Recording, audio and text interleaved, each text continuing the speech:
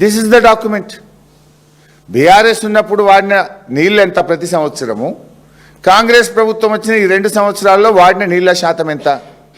ఏ సంవత్సరం కూడా BRS party మన కోటా తగ్గకుండా చూసుకున్నది, మా ప్రభుత్వం కోటా తగ్గకుండా చూసుకున్నది. ఎవర్ లోయెస్ట్ గత 2 సంవత్సరాలు 2024-25లో 28.49% మాత్రమే మనం కృష్ణా జలాలు వాడుకున్నాం. ఈ సంవత్సరం అయితే 20%కి వచ్చేసింది. గతంలో మీరు చూస్తే బీఆర్ఎస్ ప్రభుత్వ హయాంలో 30, 35, 45, 33, 29.88, 29, 29.89, 30, 36 ever lowest utilization by this Congress government.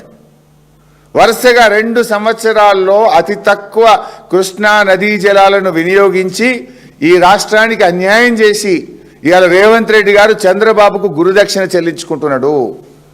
మన నీళ్లు కిందికి ఆంధ్రకు జార విడుస్తున్నాడు.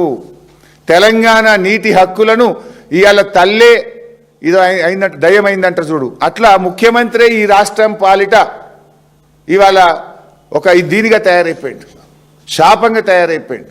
ముఖ్యమంత్రిని ఎవరైతే హక్కులు కాపాడాల్సినటువంటి వ్యక్తి ఉన్నాడో ఆయనే ఇలా హక్కులు కాలరాస్తున్నాడు. ముఖ్యమంత్రి రేవంత్ రెడ్డి హక్కులు కాలరాస్తున్నాడు. తల్లి దయమైంది అన్నట్టు ఇవాళ తెలంగాణకి రేవంత్ రెడ్డి గారు శాపంగా తయారైపోయాడు. అదేదో సామెత లెక్కున్నది. ఇంత దుర్మార్గమా? మన బీఆర్ఎస్ కంటే ఇవాళ ప్రాజెక్టులు పెరిగినాయి. ఇయర్ ఆన్ ఇయర్ మేము ప్రాజెక్టులు కట్టినాం. నీటి వినియోగం పెరగాలన్నా తగ్గుద్దా? ప్రాజెక్టులు కట్టుకుంటున్నా పోయిద్ది కృష్ణా మీద.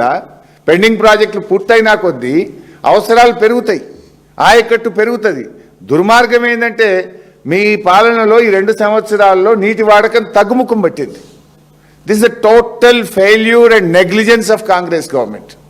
This is a total failure of the chief minister. అత్యంత కీలకమైన ఈఎన్సీ పోస్ట్ను కూడా వారాల తరబడి కాలు పెడతారు ఎవరన్నా. ఇన్ఫ్యాక్ట్ ఈఎన్సీ ఎప్పుడు రిటైర్ అవుతాడు అనేది ఈ ప్రభుత్వం పోయిన డిసెంబర్లోనే డిసైడ్ అయింది. వారం ముందే నెక్స్ట్ ఇన్ఛార్జో లేకపోతే నెక్స్ట్ సీనియారిటీ ప్రకారంగా ఈఎన్సీ ఎవరో నిర్ణయిస్తారు. అంటే మీకు అసలు లెక్క లేదు, పట్టు లేదు, పాలన మీద పట్టు లేదు, పట్టి లేదు, 2 లేవు మీకు.